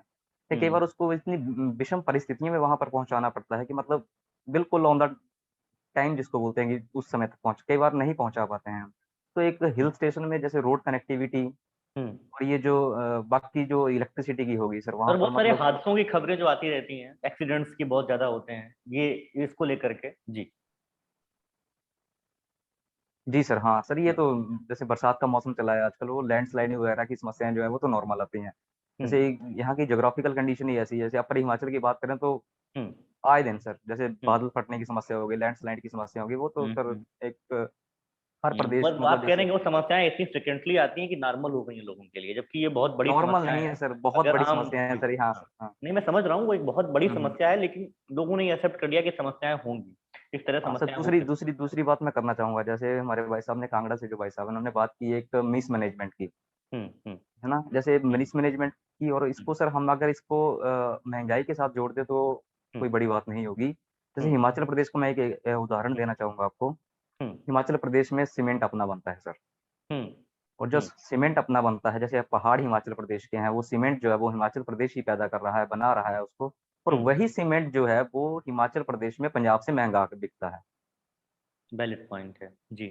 हुँ, तो सर हुँ, देखिए आप मतलब इस तरह की मिसमैनेजमेंट है यहाँ की सरकारों में। हुँ, हुँ, सब हुँ, कुछ हमारा है, यहाँ के रिसोर्सेज़ संसाधन भी हमारे पास हैं, लेकिन मैनेजमेंट इस प्रकार की है कि वो पंजाब में तो सस्ता मिल रहा है, हुँ। लेकिन हिमाचल के लोगों को ही वो चीज़ महँगी मिल रही है। हालाँकि पूँजीवाद की नियति यही है। मतलब कई बार ऐसा जो पूँजीवाद समर्थक हैं वो मानते हैं कि आपका ही बना हुआ सामान बहुत ज़्यादा कीमत में आपको ही खरीदना पड़ता है। ऐसा मार्क्सवादी मानते हैं। जी। आपने सही बात कही मिसमैनेजमेंट की सुनील कुमार गोल्डी जी। संदीप जी अगर सुन रहे हैं तो तैयार रहें, मैं रमन कायस्थ जी के पास जा रहा हूँ, उसके बाद आपके पास आऊँगा। रमन जी एक चीज़ है, एक तो हिल स्टेशन की अपनी समस्याएँ होती हैं, वो ज़रूर बताइएगा। दूसरा कृषि वाले मसले पे बताइएगा कि अभी जब सलीम जी बात रख रहे थे तो आपने भी बात रखी, इससे मुझे लगा कि आपसे भी इस मसले पर बात की जा सकती है, तो वो थोड़ा दोनों में बताइएगा, फिर मैं अपना सवाल करूंगा। जी रमन जी। सर जैसे हॉर्टिकल्चर के ऊपर बात कर रहे थे कि जो हम्म, हमारे सेब की जो इकोनॉमी है, अगर सेब की इकोनॉमी की बात करें तो जो 3-4 जिला है मुख्यतः, जैसे शिमला जिला है, किन्नौर है, कुल्लू है, कुछ मंडी का हिस्सा है, कुछ सिरमौर का हिस्सा है, जहाँ पर सेब एक ऐसी फसल है जिसके ऊपर लगभग लोग उसी के ऊपर डिपेंड करते हैं। और उसके लिए सबसे पहली बात ये है कि गवर्नमेंट लगभग 3-4 सालों से कह रही है एक यूनिवर्सल कार्टन लेके आएंगे हम उसके लिए। उसमें क्या होता है सर कि 20 किलो की पैकिंग होती है, उससे ज़्यादा की पैकिंग नहीं कर सकते आप, और आपको रेट लगभग अच्छे देने पड़ेंगे। लेकिन गवर्नमेंट ने अभी तक वो पॉलिसी है लेके नहीं आया कि अभी जो हम एक जो बॉक्स होता है सेब का लगभग 25 से 35 किलो तक का जाता है सर। उसके जो रेट होते हैं वो डिसाइडेड नहीं होते हैं, और साथ ही साथ जो एरिया पर हिमाचल का है वहाँ पर कनेक्टिविटी की बहुत ज़्यादा दिक्कत रहती है। तो समय से हम उसको एएमसी की जो मंडियाँ हैं, मंडियों तक हम उनको नहीं पहुँचा पाते हैं। नहीं, अगर 10 रुपए का सेब सरकारी मूल्य पे खरीदा गया, हमको 100 रुपए का पड़ रहा है, तो मिसमैनेजमेंट तो बहुत बड़ा है, और बिल्कुल सर, ये वो सिर्फ साधारण बात नाम नहीं है। मात्र सिर्फ हाँ। हाँ, बिल्कुल सर, वो मतलब गवर्नमेंट को इस चीज़ से कोई लेना देना ही नहीं है। मुझे इस चीज़ से इस बार थोड़ी-सी खुशी मिल रही है। आजकल ये मुद्दा काफ़ी ज़्यादा अपर हिमाचल में चला हुआ है कि भई जो गवर्नमेंट है, जो कार्टन आता है सेब की पैकिंग के लिए, वो काफ़ी 2 बार लगभग 2 महीने में 2 बार उसके प्राइस बढ़ चुके हैं। और साथ ही सही। साथ गवर्नमेंट ने उसके ऊपर पहले जीएसटी 12 से 18% कर दिया था। फिर लोगों ने थोड़ा कुछ प्रेशर डाला है, अब दोबारा गवर्नमेंट ने 18 से 12 रिड्यूस कर दिया है। पर कायदे लेकिन में फिर जहाँ भी सेब अभी तक केंद्रित इकोनॉमी है वहाँ पे तो काफी कम रखना चाहिए ना दरें, टैक्सेस की दरें। ऐसी जी चीजों को तो बिल्कुल, प्रमोट इसी करना के चाहिए ना, ऐसे बिजनेसेस को, अगर वहाँ पे सेब केंद्रित इकोनॉमी, बिल्कुल, कृषि इकोनॉमी। जी। बिल्कुल सर, इसी के लिए लोग डिमांड कर रहे हैं कि आप एक यूनिवर्सल कार्टन लेके आइए। और हमारे इसी के साथ-साथ जो सर बात कर रहे थे ये तो एक चीज मुझे पेस्टिसाइड्स बता वगैरह दीजिएगा, के। बीच में रोक रहा हूँ आपको, किसान संगठन जी, कितने मजबूत हैं इस पूरे प्रदेश में? वही आपसे भी बाद वही में मैं पूछूंगा कहना सलीम चाहूँ जी। हाँ जी रमन जी बिल्कुल, बताइए। वही मैं कहना चाहूँगा, अगर हम बात करें तो वहाँ पर जो ऑर्गनाइज़ेशंस है काफ़ी ज़्यादा वीक है। आज तक कोई भी किसी भी ऑर्गनाइज़ेशन का इतना बड़ा रोल नहीं रहा है कि वो सरकार के ऊपर अपना प्रेशर बना पाई है। लेकिन इस बार अभी कुछ 10-15 दिनों से काफ़ी ज़्यादा जगह पे हम देख रहे हैं लोग प्रोटेस्ट कर रहे हैं, इकट्ठे हो रहे हैं। लोगों ने इनिशिएट लिया है, और इसी की वजह से जो गवर्नमेंट ने है, जो जीएसटी था कार्टन के ऊपर 18 से 12% लेके आई है।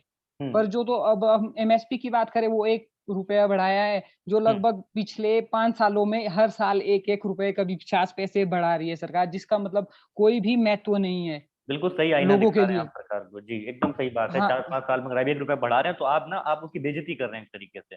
बिल्कुल, हम्म, बिल्कुल। उसका उसका ₹10 तो कुछ है ही नहीं। अगर अगर हम सेब की इकोनॉमी की बात करें तो जो उसके लिए पेस्टिसाइड्स हैं, केमिकल्स हम्म, वगैरह हम जो दवाइयाँ लेते हैं, वो हम्म, काफ़ी ज़्यादा महँगी है। लगभग हम्म, ए पूरी साल में लगभग उसमें हम्म, जब आपके पिंक बर्ड आते हैं एप्पल में, जब हम्म, शुरुआत होती है, ग्रीन लीव्स आती है, तो उसके हम्म, बाद लगभग 15 से 20 दिन में एक हम्म, बार आपको स्प्रे करनी पड़ती है। तो हम्म, 5 से 6 महीने में लगभग आप 8 से 10 बार स्प्रे करते हैं, और लगभग वो हम्म, जो एक ड्रम स्प्रे के करते हैं। हिसाब हाँ से हाँ जो हाँ। हम्म, हाँ, हम्म, तो वो काफ़ी ज़्यादा महँगी पड़ती है। हम्म, अगर कई बार तो ऐसा होता है कि जो प्राइस है मार्केट में भी हम्म, हमें ₹500 बॉक्स मिलता है, तो हम्म, ₹200 तो बॉक्स के चार्जेज़ है, फिर आप मार्केट तक आपका हम्म, पहुँचना, उसके लिए टैक्सीज़ की हम्म, किराया वगैरह काफ़ी ज़्यादा महँगा पड़ जाता है। तो हम्म, काफ़ी सरकार को इसके ऊपर काफ़ी ज़्यादा सोचने की ज़रूरत है। और साथ ही हम्म, साथ एक कनेक्टिविटी की बात कर रहे थे, आप बोल हम्म, रहे थे, हम्म, अभी भी आज सुबह की बात है, एक न्यूज़पेपर में आया था, हम्म, एक शाक्टी मराओल करके गाँव है, कुल्लू में है। हम्म, हम्म, हम्म, एक महिला की मृत्यु हुई थी, कम से कम 20 हम्म, किलोमीटर पैदल चल के आना पड़ा उन्हें रोड हम्म, तक के लिए, 20 हम्म, किलोमीटर। हम्म, अब 2020 और 21 का ये आंकड़ा है जो गवर्नमेंट का बजट है उसमें, अभी हम्म, तक 88 पंचायत ऐसी है हिमाचल में जहाँ पर रोड हम्म, की कनेक्टिविटी नहीं है, जहाँ पर अभी भी काम चल हम्म, रहा है, 88 पंचायत। 88 अभी भी पंचायत सोचने का ऐसी हैं। विषय है। हाँ बिल्कुल जी, बिल्कुल। जो बिल्कुल। 2020 और 21 का आंकड़ा है, बजट में ये आंकड़ा है, तो हम्म, अभी भी 88 पंचायत ऐसी है जहाँ पर रोड्स की कनेक्टिविटी नहीं है। तो ये सोचने वाला विषय है कि अभी तक रोड की बिल्कुल कनेक्टिविटी रमन ही जी, हम नहीं। मुझे बड़ी खुशी इस बात की है, इस निराशाजनक बात में भी मुझे इस बात की खुशी मिल रही है कि कम से कम हमारे पैनलिस्ट इतने समृद्ध हैं कि वो आंकड़ों के साथ अपनी बात एकदम इस तरीके से रख रहे हैं तो समझ में भी आ रही है और हवा में बातें नहीं हो रही हैं। इस पूरी चर्चा के दौरान जी, जो भी बिल्कुल। बातें हो रही हैं वो इस तरह से हो रही हैं कि किसान आबादी की समस्याएं तो सिर्फ समस्याएं नहीं बताई जा रही, बताया जा रहा है कि क्या पार्टिकुलर समस्या है, किस चीज की मांग है, क्या दिक्कत हो रही है। इसी तरह चर्चा मैं चाहता था और उसी दिशा में जा रही है। बहुत बहुत शुक्रिया रमन जी अपनी बात रखने के लिए। सचिन शर्मा जी, अगर आप सुन रहे हो तो मैं ये जानना चाह रहा हूँ कि जो मैंने सवाल सुनील कुमार जी से भी किया था कि एक हिल्स वाला इलाका होने के नाते अलग तरह की समस्याएं आती हैं, तो उसमें कनेक्टिविटी का मुद्दा उठा है। इसके अलावा जो मसले अगर आप देख पा रहे हो और बता सकते हो, साझा कर सकते हो हमसे तो। उससे पहले मैं किसानी वाले मुद्दे पे थोड़ा जी बात करना चाहूँगा। जी तो जी। सर मुझे लगता है कि हज़ारों किस्म के फल, सब्जियाँ या अनाज इस देश में उगाए जाते हैं हुँ, और मुझे लगता है 1% या उससे भी कम हुँ, कमोडिटीज़ के ऊपर सरकार एमएसपी देती है हुँ, और अगर एमएसपी देती भी है तो वो मार्केट रेट से कम होता है। हुँ, आज की डेट में व्हीट हुँ, का एमएसपी आई थिंक 2000 के आसपास है, जो कि मार्केट रेट से 200-300 रुपए कम है प्रति क्विंटल। हुँ, तो और मैं समझता हूँ ओपन मार्केट इकोनॉमी में सरकार एमएसपी दे नहीं सकती। अगर हुँ, दे तो वो इकोनॉमी के लिए बेटर भी नहीं है। फॉर हुँ, एग्ज़ाम्पल 300 रुपया लागत अगर हुँ, 10 रुपया लागत प्रति किलोग्राम टमाटर उगाने में आ रही है और सरकार 15 रुपए एमएसपी दे रही है, तो हर 10 रुपए से अगर 15 बन रहे हैं तो 50% रिटर्न ऑन इन्वेस्टमेंट 3-4 महीने में बनता है, ठीक है? तो हर कोई टमाटर लगाना शुरू कर देगा, वो जो हुँ, एक्स्ट्रा प्रोडक्शन होगी वो सरप्लस होगी, कहीं मार्केट में बिकेगी नहीं। तो हुँ, ओपन मार्केट इकोनॉमी में ना ये हुँ, हो सकता है, दुनिया का कोई देश, कोई राज्य हुँ, एमएसपी नहीं देता। अगर 1% से कम कमोडिटीज़ में है, तो वो मार्केट रेट से कम है। इस हुँ, समय व्हीट है जिस पे हुँ, मार्केट रेट से 10-15% कम है और बाकी आइटम्स पे तो काफ़ी कम है। हुँ। नहीं, ठीक है और दुनिया की दूसरी बात नहीं है, लेकिन जहाँ की आबादी 70% की आबादी किसानी पे डिपेंड करती है, निर्भर रहती है, वहाँ हुँ, पे सरकारों को सोचना पड़ता है। जैसे बहुत सारी चीज़ें हिंदुस्तान में अलग से होती हैं, पूरे दुनिया के जी हाँ, देश नहीं करते हैं, क्योंकि हम एक अलग तरह के देश हैं और जी हाँ, उस तरीके से सोचना पड़ता है हमको। नहीं, ये मैं मैं ये नहीं कह रहा हूँ कि आप गलत कह रहे हैं, ये मैं आपकी जी हाँ। बात पे अपना पक्ष रख रहा हूँ। इसका ठीक है मतलब ये सर, नहीं कि ठीक है। आप गलत बोल रहे थे। ठीक है, ठीक आपने है। अपनी बात रखी, बिल्कुल बिल्कुल सही हो सकता है सही हो, मैंने अपनी बात हुँ, हुँ। रखी। जी। सर अभी दिक्कत ये नहीं है कि किसानी में अब मैं हुँ, मानता हूँ कि किसानी में पैसा भी पूरा नहीं होता, हुँ, अधिकतम समय अगर हुँ, 60, 70, 80% किसान जो है जितनी लागत है वो पूरा नहीं कर पाते। हुँ, पर दिक्कत ये नहीं है कि किसानी में नुकसान है, दिक्कत ये है कि इंसान को जीना है तो कुछ कार्य करना है। हुँ, कुछ हुँ, करेंगे, पैसा कमाएँगे, खाएँगे, पिएँगे, जो भी है अपना जी, मकान, बंगला, कपड़ा तभी हुँ, ले पाएँगे। जी, और इस समय विकल्प के तौर पर ग्रामीण इलाकों में रह रहे लोगों के पास हुँ, खेती के अलावा कुछ भी नहीं है। हुँ, वो इस क्योंकि यहाँ पे इंडस्ट्रियलाइज़ेशन कुछ ज़्यादा है नहीं, 1-2 हुँ, इलाके हैं, उसके अलावा कहीं भी नहीं है। तो हुँ, हर व्यक्ति के पास 5 बीघा, 10 बीघा ज़मीन होती है, तो वो सोचता है कि हुँ, मैं कुछ उगाऊँ, फल, सब्जियाँ या अनाज। हुँ, लेकिन दिक्कत ये है कि हर कहीं हुँ, किसान अगर उगा रहे हैं, तो हुँ, मार्केट से अगर एक्स्ट्रा प्रोडक्शन आ रही है, तो रेट तो कम होगा, लागत पूरी नहीं होगी। अब हुँ, इसका सॉल्यूशन ये हो सकता है कि उनको ऑप्शन मिलना चाहिए। ऑप्शंस हुँ, ही जैसे मैंने कहा था कि हुँ, पॉसिबिलिटीज़ की कमी नहीं है। अब अगर साल में 3 लाख सैलानी हिमाचल में आते हैं, तो वो 3 हुँ, की जगह 5 लाख भी हो सकते हैं। हो सकता है। हिमाचल में जी। अभी नई-नई जगह जो है वो डेवलप हो रही हैं। अभी एक नई जगह जैसे जहाँ कोई गया नहीं है, एक हुँ, एक जगह है जिब्बी, हुँ, जिब्बी हिमाचल में है, वो अभी हुँ, नई डेवलप हुई है, वहाँ टूरिस्ट हुँ, आना स्टार्ट हुए हैं। अब हुँ, बीड़ बिलिंग एक इलाका है, वहाँ पे पैराग्लाइडिंग वर्ल्ड कप हुआ। तो हुँ, जैसे-जैसे नई-नई जगह डेवलप हो रही हैं, तो टूरिस्ट का जो आना है, वो आंकड़ा बढ़ रहा है। टूरिस्ट आएँगे तो हिमाचल की सरकार पेट्रोल, डीज़ल जब पेट्रोल में डलवाएँगे, उससे टैक्स मिलेगा। हुँ, होटल्स में रहेंगे, वहाँ से टैक्स, रेस्टोरेंट्स में टैक्स। उसके अलावा लोकल जो भी लोग हैं, उनको हुँ, रोज़गार भी मिलेगा। हुँ, ठीक है? तो काफ़ी लोग एग्रीकल्चर से मूव करके दूसरे सेक्टर्स में गए हैं और एक ओपन मार्केट इकोनॉमी में ये बेहतर और एफिशिएंट तरीका है काम करने का। और जी। जहाँ तक एमएसपी की बात है, मुझे नहीं लगता सरकार देगी और ना ही किसी राज्य में जी, देती जी। है। जी। सचिन शर्मा जी, आपने 2-3 मुद्दे बड़े सही उठाए। मुझे सबसे अच्छा मुद्दा ये भी लगा आपका कि जो आपने आखिरी में बात बोली है। ये ये हो सकता है, हर जगह किसानों से डील करने के सरकार के तरीके अलग-अलग हैं। पश्चिम में खेती बहुत ऑर्गनाइज़्ड है और पश्चिम का हुँ, किसान यहाँ का किसान नहीं है। दोनों में जी हाँ, बहुत फ़र्क है। वहाँ के किसान के पास बुनियादी ढाँचा है, यहाँ के किसान के ढाँचा है। पास नहीं है और बहुत संगठित है वहाँ पे, किसानी का पूरा सेक्टर, इसलिए किसान वहाँ बहुत अमीर होते हैं। हिमाचल जैसी जगह की बात करेंगे तो वहाँ समस्याएँ हैं सर, और सरकार को देना पड़ेगा। मैं आप तक एक आएँगे सचिन जी? हाँ, जी हाँ, जी। सचिन जी, जी, आप जी। तक आएँगे इसका मतलब बिल्कुल नहीं कि आपको मैं रोक रहा हूँ। जी, ओके, ओके। दिनेश ठाकुर जी हमारे साथ जुड़ गए हैं। उन्होंने नाम भी लिखा था, सॉरी आपको थोड़ा देर से जोड़ा मैंने। Sachin is taking right approach, it should be like this only, Akhil Bali ji कह रहे हैं। जी, अखिल जी, सचिन जी आपकी तारीफ़ कर रहे हैं। सचिन जी आप आपके आपके जो है बाली जी आपके ज़िले से तो नहीं, बता दीजिए पहले सचिन जी। और सलीम जी आप तक आऊँगा मैं, इसके पहले दिनेश ठाकुर जी आ गए हैं। दिनेश ठाकुर जी थोड़ा-सा वेट करिए 2 मिनट का। सलीम जी, मैं एक चीज जी जानना चाह रहा था कोई आपसे दिक्कत नहीं। हाँ, तो दिनेश जी थोड़ा सा वेट करिए आप 2 मिनट का। सलीम जी, मैं आपसे जानना चाह रहा था, कम शब्दों में जरा बता सकें कि जो ड्रग्स का इशू है, नशे का इशू है, तो पंजाब में मैंने जी बात करी थी, हरियाणा में बात करी तो बड़ा इशू था। हिमाचल में किस तरह का अप्रोच है इसको लेकर के, और क्या ये बड़ा मुद्दा है युवा आबादी के लिए? जी। नहीं, ये कोई आप इसको कहें कि ये कि बहुत बड़ा मुद्दा है हिमाचल प्रदेश के अंदर तो नहीं है। कुछ एक एरियाज को छोड़ करके जो पंजाब और हरियाणा से टच करते हैं, जैसे अच्छा, उतना डिस्ट्रिक्ट बड़ा ऊना। मुद्दा नहीं जैसे पंजाब में है, जैसे हरियाणा में, उस तरह हाँ, का मुद्दा नहीं। उतना बड़ा हिमाचल में नहीं है ये, क्योंकि ये सिर्फ डिस्ट्रिक्ट ऊना है आपका, और कांगड़ा है, थोड़ा-सा जो बाउंड्री टच करती है, कांगड़ा आ गया, ऊना से नीचे आप चले गए तो डिस्ट्रिक्ट बिलासपुर से टच करती है, नीचे चले गए तो आप डिस्ट्रिक्ट सोलन से टच कर रही है, या सिरमौर से नीचे टच कर रहा है हरियाणा। तो सिर्फ ये विसिनिटीज़ के एरियाज़ में है, बाकी ठीक है, ठीक है। उसमें ज़्यादातर जो लोग बाहर ही जाते हैं उनके द्वारा ये बात कही जाती है, उठाई जी, जाती है। जी, लेकिन जी। आप बता रहे हैं कि इतना बड़ा मसला नहीं। दिनेश ठाकर जी हैं, ठाकुर जी नहीं है पहली बात तो।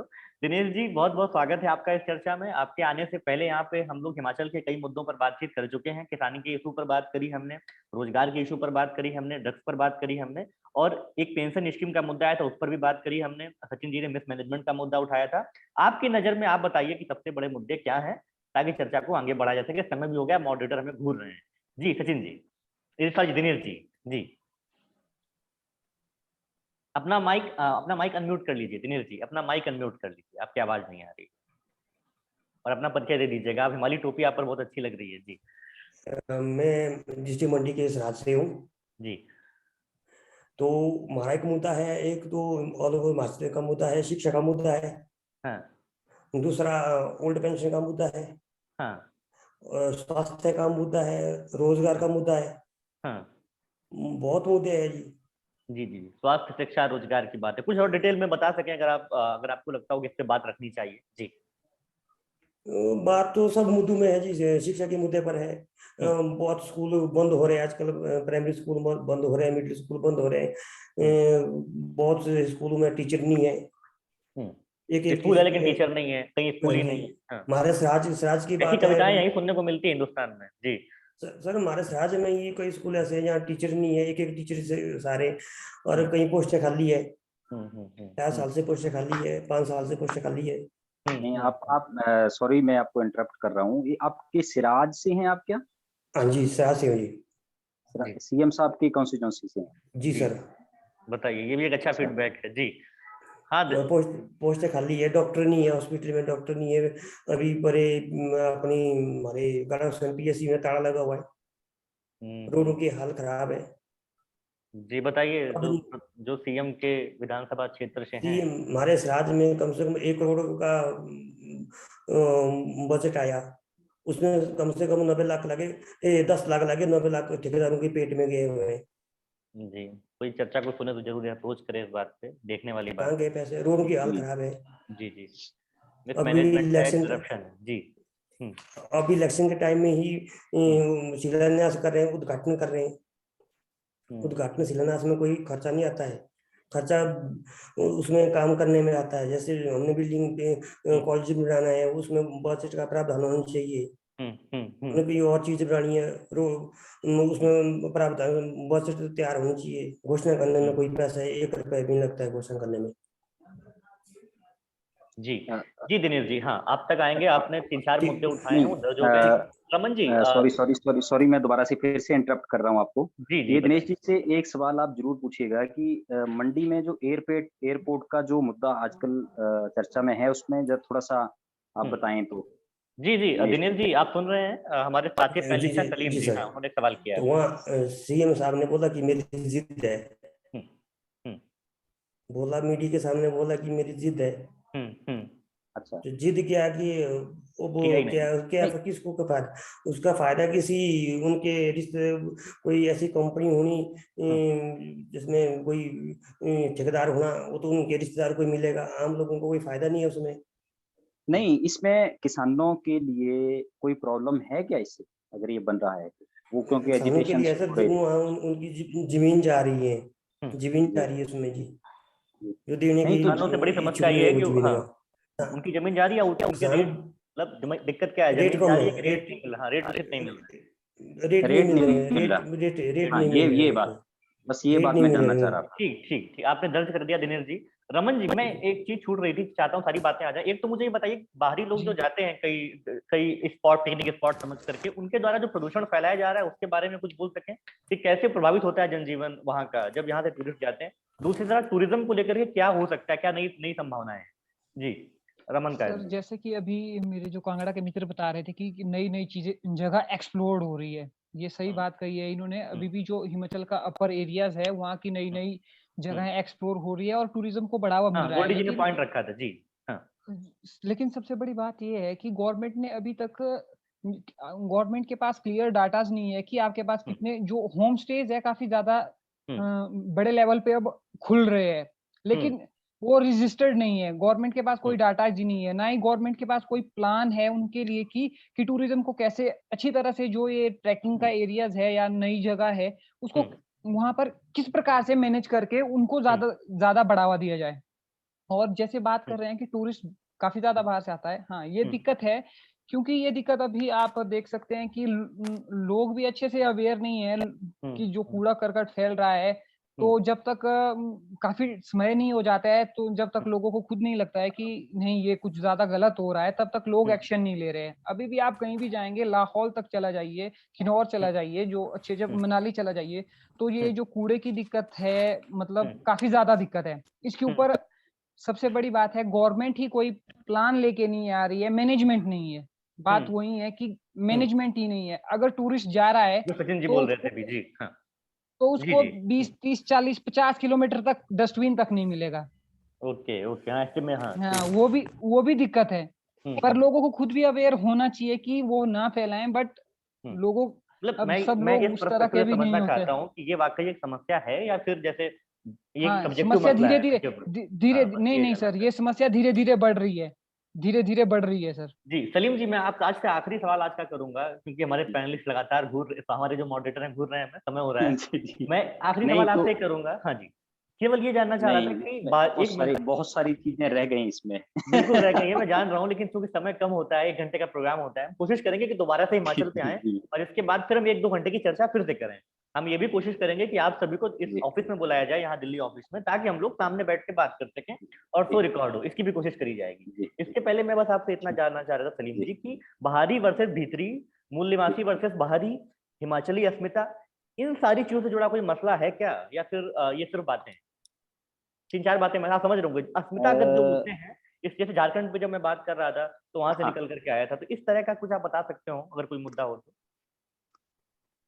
जी, यहाँ पे अगर आप कॉन्स्टिट्यूएंसी लेवल पे और पहाड़ी वर्सेस चले मैदानी, जाएंगे हाँ, ना ये दो जब चीज़ आप, और भी। हाँ जी। जी, हाँ, जी। नहीं खैर वो पहले ये पुरानी पुरानी बातें हो गई हैं अभी। हुँ, ये पहले होते थे, पहले बहुत ज़्यादा होते थे कि जी अपर हिमाचल, लोअर हिमाचल या ओल्ड हिमाचल, न्यू हिमाचल। तो हुँ, ओल्ड हिमाचल उसको कंसीडर करते थे जो हमारे 4 जिले पुराने थे जो। हुँ, तो डिस्ट्रिक्ट चंबा था, महासू था, हुँ, आपका ये सिरमौर था और एक हमारा था ये मंडी।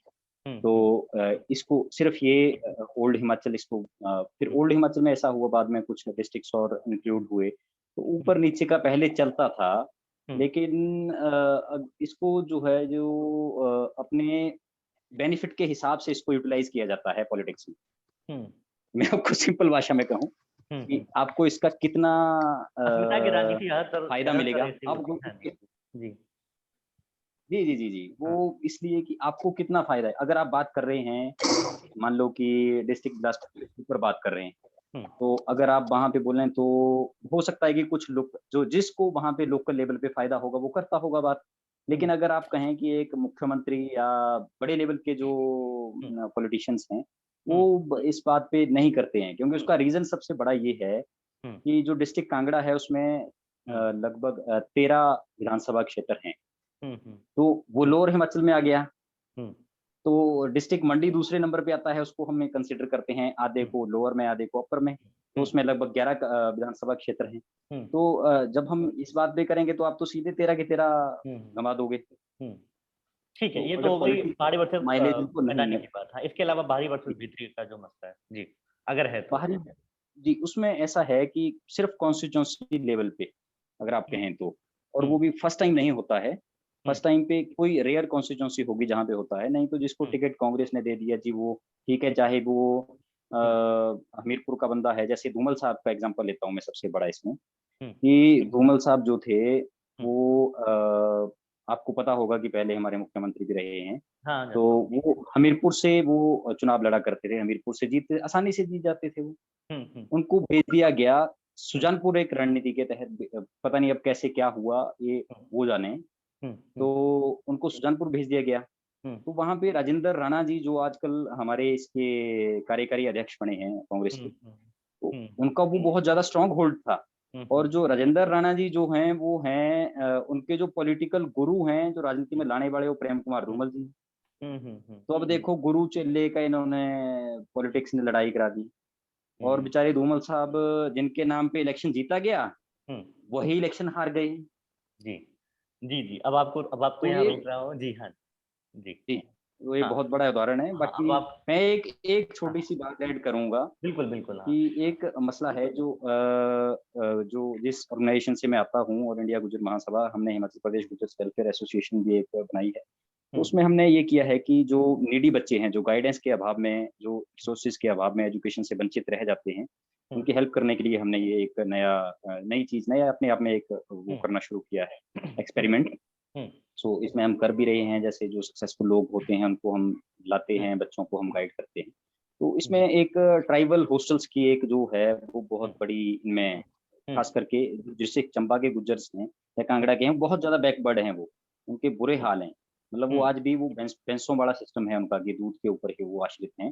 तो सरकार से आपके माध्यम से मैं ये बात पहुँचाना चाहूँगा कि वो कोशिश करें कि ऐसे जो पिछड़े हुए लोग हैं, उन लोगों के लिए कम से कम हॉस्टल्स की फैसिलिटी या फिर अच्छे उनको एजुकेशन में कोई ना कोई वो दिया जाए बेनिफिट। कुछ तो बहुत ज़्यादा दिए जा रहे हैं, मैं लेकिन in youth and areas politics पे के मंच की फोकस। तरफ से भी मैं इस मुद्दे को जी, कोशिश करूँगा कि ये मुद्दा सुना जाए, ज़्यादा से ज़्यादा शेयर करते जी, हुए जी। ध्यान रखूँगा। और आपसे जो बातचीत हुई है हाँ। एक मैं हुँ। जी, एक मुद्दा, एक बड़ा मुद्दा छूट चलिए गया है थोड़ा आज। जल्दी में, हाँ, पॉलिटिकली 1 वो मिनट बहुत में ज़्यादा केवल। हाँ, जी, जी, जी, हाँ। बस छोटा सा है वो। हुँ, डिस्ट्रिक्ट सिरमौर में एक गिरिपार इलाका है, आपने भी शायद न्यूज़पेपर में पढ़ा होगा, द हिंदू में भी आया था, इंडियन एक्सप्रेस मैंने भी कवर किया था उसको, कि हाटी कम्युनिटी के लोग जो हैं वो एसटी ट्राइबल स्टेटस का माँग कर रहे हैं वो। मांग कर रहे हैं, हाँ। तो वो जी, तो वो हाटी कम्युनिटी जो है वो गिरि नदी है एक, उसके परे वाली एरिया में है। तो उसमें डिस्ट्रिक्ट सिरमौर की लगभग जो है 3 कॉन्स्टिट्यूएंसी जो हैं, उसकी लगभग 90% पॉपुलेशन जो है वो इस एरिया से बिलॉन्ग करती है। 3 से 4 लाख लोग। तो ये जो 3 की 3 जो कॉन्स्टिट्यूएंसी उसमें इन्फ्लुएंस है, और जो 2 साथ में 5 कॉन्स्टिट्यूएंसीज़ आती हैं डिस्ट्रिक्ट सिरमौर के अंदर। तो अगर हाटी समुदाय की अगर बात नहीं मानी गई या जो पार्टी मानेगी, तो आज मैं सुबह किसी से बात कर रहा था, वहीं से उनके लोकल कोई लीडर थे। तो उन्होंने कहा कि अगर हमारी जो है, अगर ये बात मानी जाती है, तो 5 की 5 सिरमौर की उसको जाएँगी जो हमें ये देगा, और जो ठीक है। नहीं देगा जी, वो जी। हाटी कम्युनिटी के ज़ीरो। रिज़र्वेशन एसटी कैटेगरी की माँग आप एक बेसिकली मुद्दा हाँ, बता रहे हैं। जी, जी। जी, जी, जी। ये बात वो आपकी दर्ज हो गई है। जी। पर्टिकुलर जी, सिरमौर का है वो बस। जी, जी। बाकी कहीं का नहीं। जो भी ये चर्चा रही है, सचिन जी, सलीम जी, निखिल जी हैं भी हमारे साथ, रमन जी, आप सभी का बहुत-बहुत आभार कि आप हमारे साथ 1 घंटे जुड़े। हो सकता है कि शायद सबकी बातें मैं नहीं सुन पाया हूँ या सबकी बातों को समय नहीं मिल पाया हो, तो नाराज़ मत होइएगा। हो सकता है कि बहुत सारे मुद्दे हमने ना उठाए हों। जो मुद्दे लेकिन उठाए हैं, कोशिश करी है उन पे चर्चा करी जाए, गहराई से चर्चा करी जाए, और चर्चा इस तरह से हो जिसमें आपको बोलने का मौका ज़्यादा मिले। एक ऑप्शन ये भी हमारे पास रहता है कि मेरे पास रिसर्च आता है 5-6 पेज का, मैं उसे पढ़ता हूँ, पर कोशिश करता हूँ कि आपसे ज़्यादा बात करी जाए, क्योंकि आप उस मसले के बारे में ज़्यादा समझ रखते होंगे ज़मीनी तौर पर। और जो भी इस चर्चा को सुनेगा, तो जो भी मुद्दे उठाए गए हैं, अगर कोई ज़िम्मेदार आदमी सुने, तो प्लीज़ उसे ज़रूर सॉल्व करने की कोशिश करे। दोबारा से आप सभी का बहुत-बहुत आभार करना चाहता हूँ। कोशिश करूँगा एक बार सभी को, इस पैनल जो पैनल हमारे साथ था इस बार, उसको इस ऑफिस में बुलाया जाए और सामने बातचीत की जाए। हर शनिवार को ही हम चर्चा करते हैं। इस बार का स्टेट हिमाचल प्रदेश था। कोशिश करेंगे एक पूरा ज़ोन निपटाने के बाद दोबारा से हिमाचल पे आएँ और कम से कम 2 घंटे की चर्चा हो, ताकि बहुत सारे मुद्दे छूट जाएँ। सभी शिकायतों का शमन करते हुए आपसे बहुत माफ़ी चाहता हूँ, अगर कोई बात ऐसी निकल गई हो स्टेट को लेकर के या किसी चीज़ को लेकर के, या कोई सवाल ऐसा निकल गया हो जो आपको आहत कर गया हो। यूथ इन पॉलिटिक्स का ऐप है, उसे डाउनलोड कर लीजिए जो भी दर्शक सुन रहे हैं, ताकि जब भी ये चर्चा होने वाली हो आपको पहले से सूचना मिल जाए। हमारे मॉडरेटर जो हैं, हमारे साथ अंकुर मॉडरेटर थे इस कैमरे के पीछे जो चर्चा को संभाल रहे थे। मेरा नाम आशुतोष तिवारी है, पिछले 6 साल से मैं आईपैक से हूँ, और अब आपसे इजाज़त लेने का वक़्त आ गया है। नमस्कार, शुक्रिया, रहने के लिए धन्यवाद। आभार और अब जी, अलविदा। Thank you Thank you, sir. Thank you so much. Thank you so much.